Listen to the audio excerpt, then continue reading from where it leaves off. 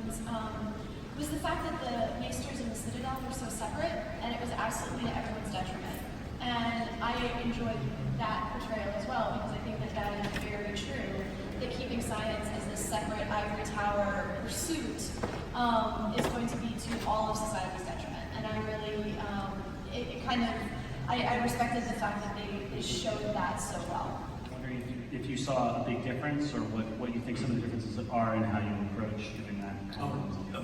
That's a great question.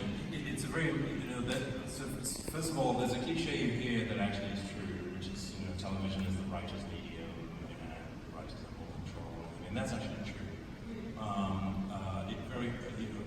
You do get, there are exceptions of both sides, both parts of the industry, but by and large, the writers that you work with, perhaps trying to get some science in, or have the science be quote-unquote accurate, that's a word I hate, but let's say that for now, all of that, that can all go by the wayside when the thing is actually filmed, when the production happens.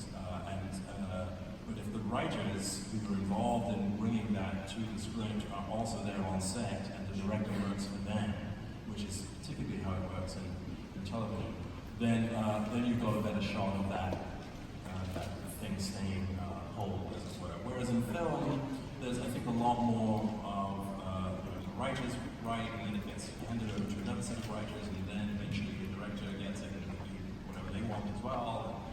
And you have less control over the production line, as it were, when it's down to trying to preserve some important piece of information or practice or something like that to make it to screen. So they're very, very different. Also, of course, television, you can be working on something where you have 10 hours or more to develop an idea, to see a through line.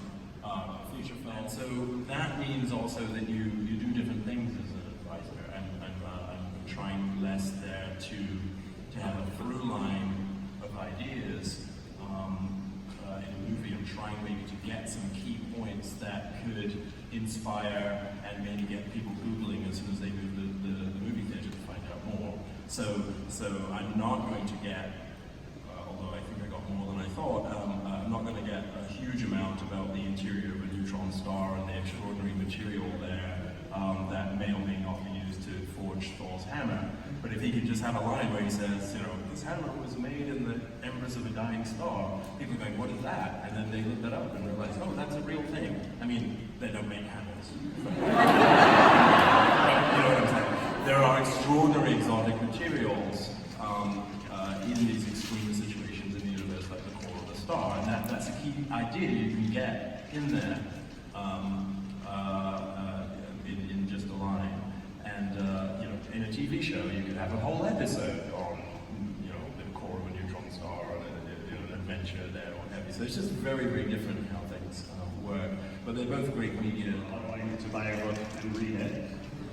But is it actually possible to kill a man by crushing his skull? So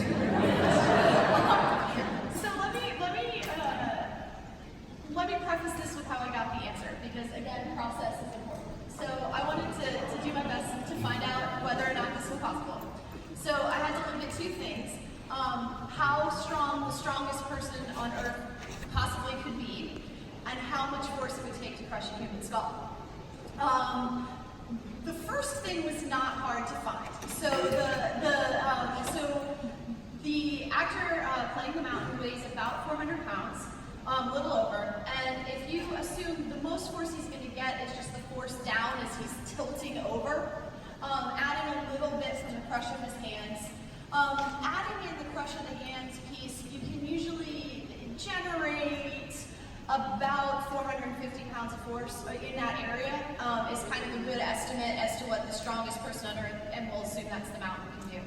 So then I had to look up how strong a human skull is, and that was harder than I would have thought, because you can find how much force would be needed to crack bone, and that's shockingly easy to find. But that and the thermal conductivity, oh my god, okay, so I went to the darkest corners of the internet.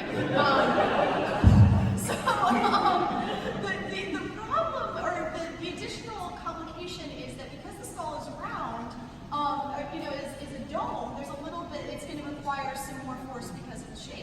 And so that's an incredibly difficult calculation. So what I really needed was someone that threw stuff at skulls and put them in a vise and measured it. It turns out bike helmet companies have done this. And so bike helmet researchers have taken cadaver skulls, filled them with mock brains, and put them in a vise to figure out how much force would be needed to crush them. And what they found is they found in this one paper it was 538 pounds of force. So unfortunately, it is not possible, and I'm really sorry. But wear a bike helmet. Not call Walt a role model. But do you think that that changes his character's ability to inspire a future generation of chemists? And would you want future ACS members to tell you that they were inspired by him?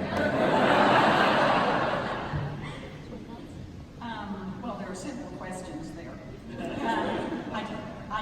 don't think that I would like to see people emulating Walt. Not 100%.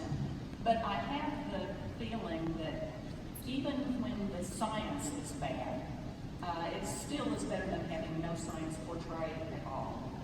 Because as Clifford was saying earlier, you know, even when people see incorrect science, they can become inspired to go do research, look things up, and learn that way, learn on their own.